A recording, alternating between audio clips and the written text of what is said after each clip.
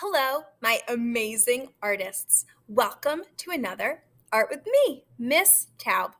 Today, we are talking about how lines become shapes. If you take a line and you go for a walk with your line and you go all the way back to the beginning and connect the end to the beginning of the line, that creates a shape. So I like to say that a shape is a line that's closed. Makes sense. You can make a zigzag shape or a wavy shape. It doesn't have to be a straight line. We know that because think of all the shapes that you can name. How many different shapes can you name? Did you say a rectangle? What about a square? A shape that has a curved line might be a circle. And the shape that has three sides, that's called a triangle. What about a heart?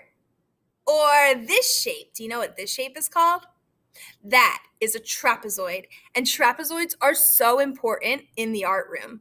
We use them a lot for the tops of our houses. There's also other times when we use trapezoids too. These shapes that have names that look pretty much the same every time you draw them, they are called geometric shapes. The word geometric comes from the word geometry, and geometry is a type of math where they study shapes and they compare shapes to other shapes. Isn't that cool?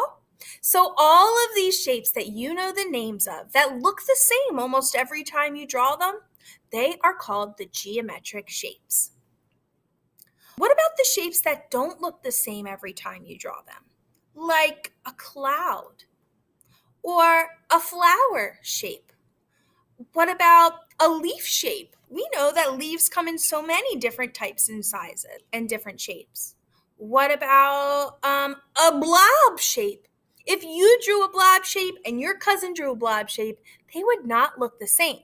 But if your cousin drew a circle and you drew a circle, they would look basically the same. These shapes that don't always look the same every time you draw them, they are called organic shapes. And organic shapes are usually found in nature. Think of like organic food, like apples, right? They are found in nature.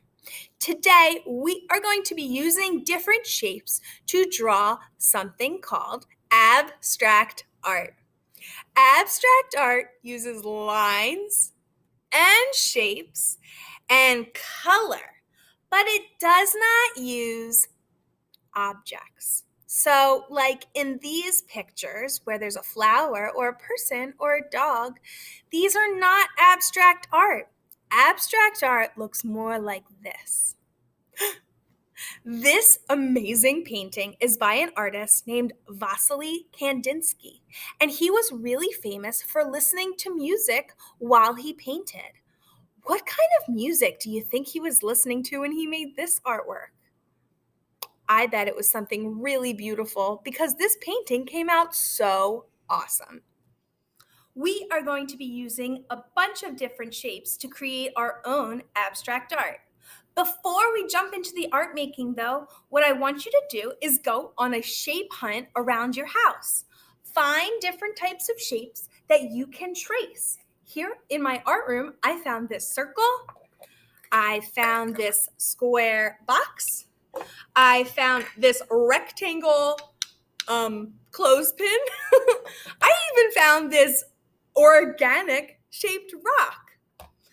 And I found this really, really cool 1, 2, 3, 4, 5, 6, 7, 8 octagon. I found this octagon lid, and I found this big square book. So I'm going to be using all of these objects to trace my shapes. You're going to want to make sure that the objects you find can be traced. So make sure you ask a grown-up before you use those objects. I cannot wait to see all the different objects that you're going to trace to create your abstract art. You're going to need paper, something to write with, a pencil or a marker, and something to color with.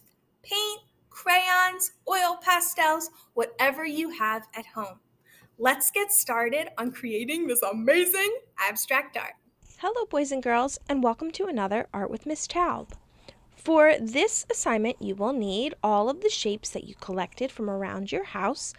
I have tons of different shapes that I will be able to trace. A piece of paper, something to write with like a pencil and eraser. I also will be using a sharpie to outline my lines, but that's up to you.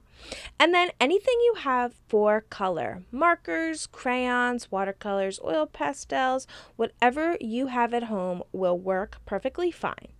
Okay, to start, we are going to be making our abstract art by overlapping our shapes.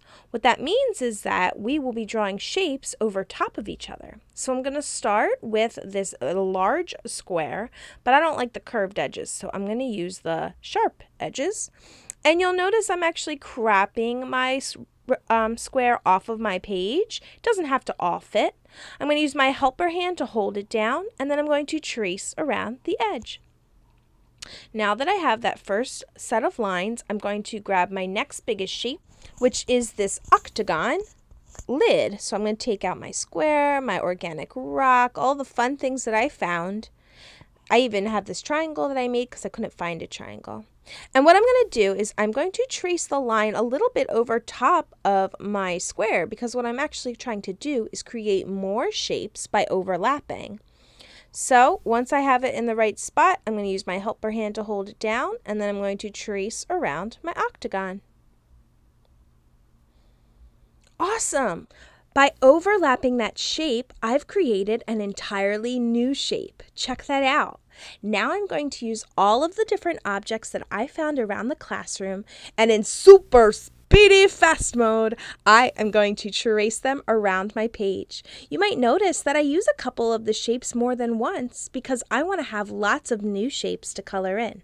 Then, carefully with a Sharpie, I outlined all of my pencil lines and erased the pencil once it was done to make clean, crisp lines. You don't have to do that step if you do not want to, but it looks super nice when it's done. Now it's time to add color. Remember, you guys can use whatever materials you have at home to add color. I'm using a mixture of marker and crayon, and I'm doing it in rainbow order. So you'll notice I started with the warm colors: pink, red, orange, and yellow. And soon I'm going to be jumping to the cool colors. The cool colors are green, blue, and purple. So remember, you can color however you want, but make sure that you pay attention to each shape, because each shape should be a new color to create your abstract art. You can even color with a marker on its side, and it seems to go much faster. Oh, one more thing. Don't forget to sign your name in the bottom so everybody knows whose amazing abstract art this is. I cannot wait to see the beautiful, colorful masterpieces that you guys create. Have fun, and I'll see you soon.